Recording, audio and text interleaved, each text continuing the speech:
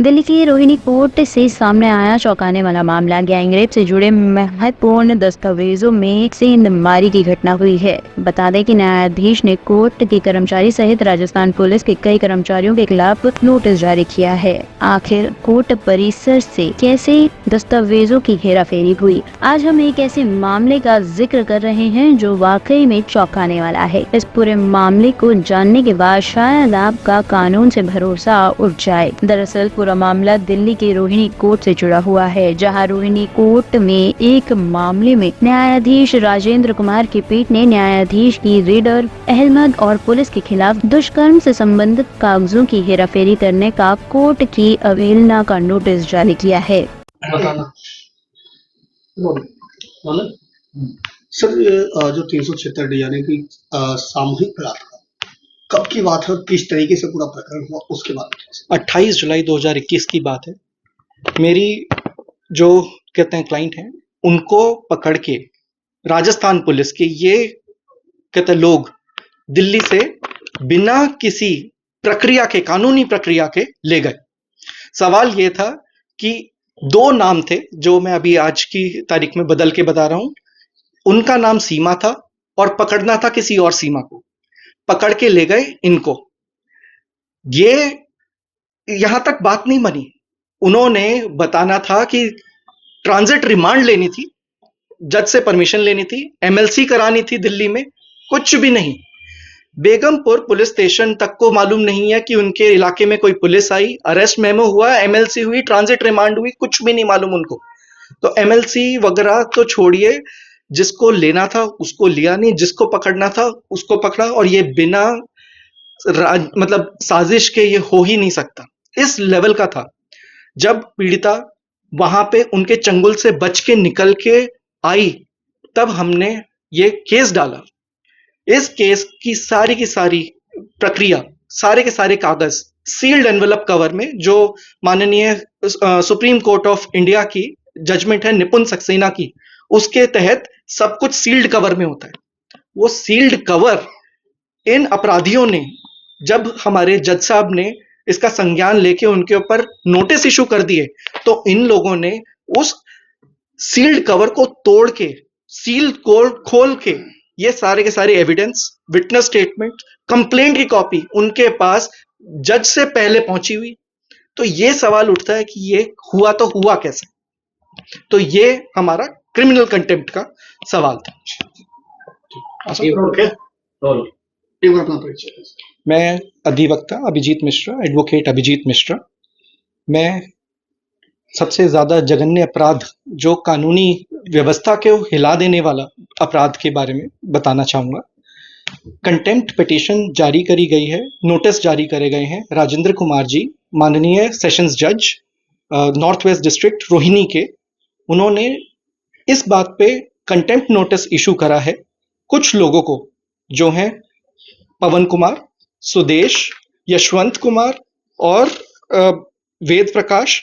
और इससे ज्यादा सबसे इंपॉर्टेंट बात है, रीडर और अहमद, कोर्ट नंबर 113, श्री अपूर्व भारद्वाज जी, जो जुडिशियल मजिस्ट्रेट हैं नॉर्थ वेस्ट डिस्ट्रिक्ट के, उनके रीडर और अहमद तक को उन्होंने कहते हैं contempt notice, criminal contempt notice issue करा है, सिर्फ और सिर्फ इस बात के लिए कि एक पीड़िता जिसके ऊपर कहते हैं 376D यानी कि गैंग रेप, और वो भी पुलिस द्वारा करे हुए 376C तक के करे हुए जघन्य अपराध के सारे दस्तावेज कोर्ट स्टाफ ने बिना जज की परमिशन के, यानी कि श्री कहते हैं जुडिशियल मजिस्ट्रेट श्री अपूर्व भारद्वाज जी के परमिशन के बिना, उनकी नॉलेज के बिना, उनको पहले ही थमा दिए, और उन लोगों ने जाके इसके ऊपर स्टे लिया। सवाल ये पूछा गया हमारे द्वारा माननीय जज साहब से कि जब जज साहब ने ही नहीं दिया गया ये कागज, जब ये कागज 208 सीआरपीसी का कंप्लायंस ही नहीं हुआ, तो ये इनके पास पहुंचे तो पहुंचे कैसे? ये इतना बड़ा सवाल उठाता है पूरी की पूरी कहते हैं कानूनी व्यवस्था पे, कि जहां पे पूरा का पूरा कोर्ट स्टाफ ही मिला हुआ है एक्यूज के ऊपर, जिन्होंने ये अपराध करा है, उसको इतनी मदद कैसे? जब जज ने ही कागज नहीं दिए तो इनके पास आए तो आए कहां से कागज? तो ये बहुत बड़ा सवाल उठाता है हमारी कानूनी व्यवस्था पे कि क्या पीड़िता को कभी कोई न्याय मिल पाएगा। और वो भी इधर उधर की बात नहीं है, ये दिल्ली में जो हमारा राष्ट्र की कहते हैं राजधानी है, वहां पे अगर इस तरह से काम हो रहा है तो हम लोग कैसे विश्वास कर सकते हैं कि हमारे को कुछ न्याय की उम्मीद भी हो सकती है इन सब चीजों में। आगे किस तरीके की चीजें हैं जो आप करने वाले हैं?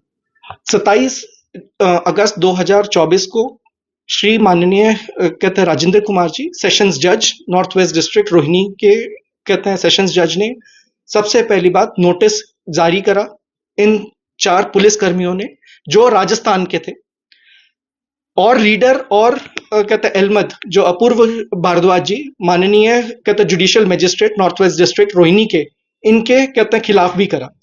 सवाल ये उठा कि इनके पास कहते हैं स्टेटमेंट, विटनेसेस स्टेटमेंट, एविडेंसेस, वो भी कहते हैं रेप, वो भी गैंग रेप पुलिस के द्वारा करे हुए, ऐसे कहते हैं उनके पास आए कहां से दस्तावेज जब तक जज साहब ने नहीं दिए। तो इसके ऊपर अगली कार्यवाही 18 सितंबर 2024 की रखी गई है, जिसके अंदर ये सवाल पूछा जाएगा कि आपको ये कागज मिले तो मिले कैसे। सर जी, बहुत बड़ा गंभीर मामला है। रोहिणी कोर्ट वो कोर्ट जहां से पहले भी चाहे ब्लास्ट के लेकर के हो या गोलीबारी को लेकर के इस तरह के मामले सामने आए, ऐसे में कितना गंभीर हो जाता है सुरक्षा के बारे में? सुरक्षा, मैं तो ये सोच रहा हूं कि ये कहते हैं कानून है भी या नहीं है।